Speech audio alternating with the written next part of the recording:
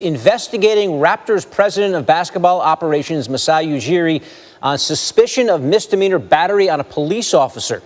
The incident occurred following Toronto's title-clinching win over the Warriors in Oakland last night. We have not yet seen definitive video of the incident itself. NBC Bay Area posted this video late Thursday night showing the aftermath of the incident, but really doesn't show what precipitated this. Let's bring in our NBA reporter now, Brian Windhorst. So, Brian, what more can you tell us about what went on down there on that floor and what the situation is with Masai Ujiri?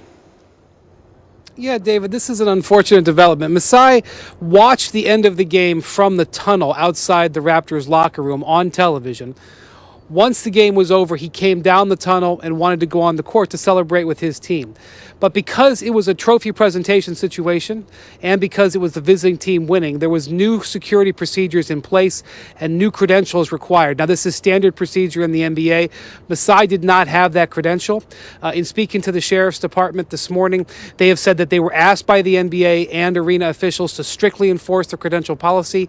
The officer there, who was part of an increased security presence around the court, did not know who he was. And really the issue is the second contact. Masai and the officer made contact with the officer and then made a second contact with the officer where, according to the sheriff's sergeant, made contact with the deputy's face. So he is under investigation, and it's an unfortunate situation. I've reached out to the NBA and the Raptors. Both of them do not have a comment at this time, and they are doing further investigation. So disappointing situation there right before one of the big moments in Masai's career. Right. Sour note after such an uplifting season for that entire franchise. And the news comes out as we hear that the Wizards are preparing a massive offer for Ujiri, $10 million a year and a stake in the team. Can you see him leaving the Raptors after winning the championship there? It's hard to know because we don't know the full scope of the offer. Now, let me just say that this has been talked about and in the wind around the Raptors for the last several weeks. It did not catch them by surprise. They know that Masai, who has 2 years left on his contract, was going to get a major offer.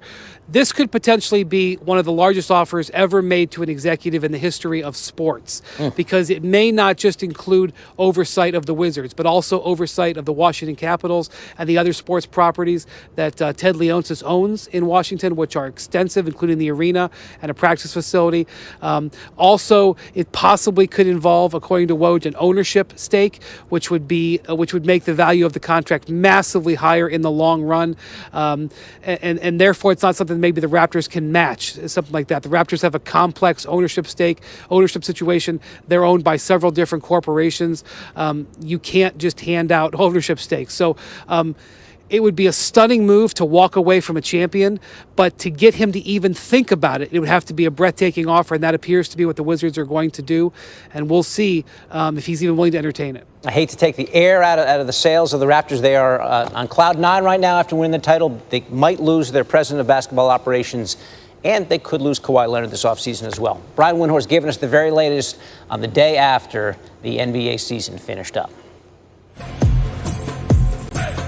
I want the biggest fights, the Joshuas, the Wilders of the world, and everybody else out there too. But you can really get it going starting 18 through 7. You've got 8 holes there that you can make birdies on 4 or 5 of them very easily. The one name you're watching most this afternoon, who is it? It's got to be Ricky Fowler. He played a beautiful round of golf yesterday, only missed 1 fairway, only missed 1 green. That was number 1 in both categories.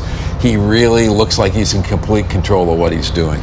Yesterday, the most eagles 17 made in a U.S. Open round since all the way back in 1983 in Oakmont. Conditions just as soft right now with the overcast and mist. The teeth, they're in the jar right now. They haven't been taken out. We'll see what happens on the weekend, though. Andy and Tom giving us the very latest midway through round 2 at Pebble Beach. Carrie? Sports Center on the Road is presented by Rocket Mortgage by Quicken Loans. Including the Game 6 win over Golden State in the NBA Finals, the Raptors are the first team to defeat the Warriors 6 times in a single season since Steve Kerr became the head coach in 2014. And of course, we know about Kawhi, we know about Kyle and the role players, but believe it or not, the Raptors are the first team to win the NBA Finals without a lottery selection on its roster and a common draft error. And Toronto is also the 5th team under the current playoff format to defeat the top seed in each conference. The first team to accomplish that feat since the Lakers did it back in 2002. I remember. Here's K&K behind the scenes.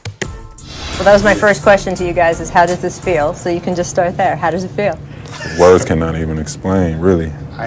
Man, like, it's just so surreal to me still right now. People don't even know. You know, our season was so up and down behind the scenes. And that's how you know this is a great group of, you know, teammates. Just to be here and the journey is lovely. All right, joined now by Tim Legler. Let's go back to Kawhi, who has 2 finals MVPs before turning 28 in about a couple of weeks, I believe. So he joins Magic Johnson and former teammate Tim Duncan as the 2 youngest winners of the finals MVP. So how do you put his playoff run into perspective with Toronto? Well, Kerry, I think what this postseason run did for Kawhi Leonard, a couple of things. I think first, he goes on to a very short list of some of the most dominant postseason runs in modern basketball, honestly. And when you look at what this guy had to do offensively to be the driving force night in, night out, the consistency, the number of clutch plays that he made throughout the postseason run, how automatic he became from the foul line, which is so important in winning in playoff basketball. So he goes on to a very short list. I look at some of the things that Michael Jordan did and LeBron. I'd go Dwayne Wade in 2006, Dirk Nowitzki's run.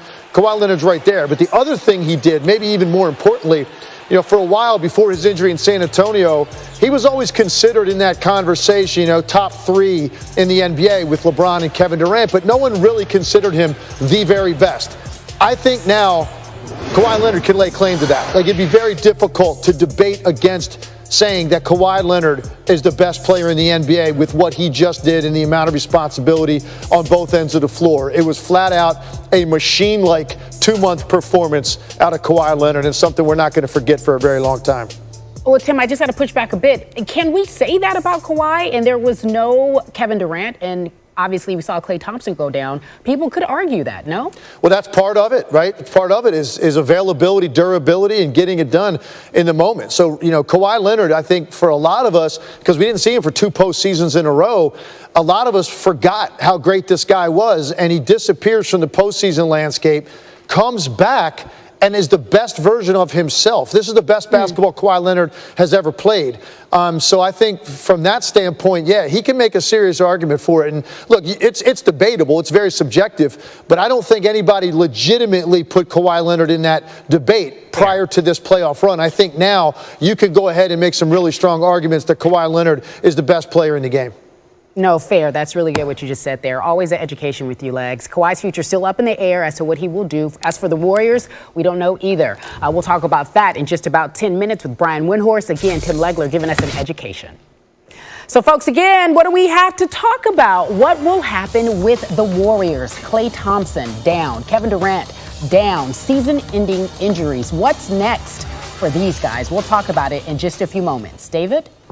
All right, Kerry, Pat Bowlen, the longtime owner of the Denver Broncos, died last night at the age of 75, just 2 months before his enshrinement in Canton. Bowlen bought the Broncos in 1984, the year after John Elway joined the team, and those two combined to win 3 Super Bowls, the last in 2016 after Bowlen had been forced to give up running the franchise because of Alzheimer's. Elway held up the Lombardi Trophy after that game and said, "This one's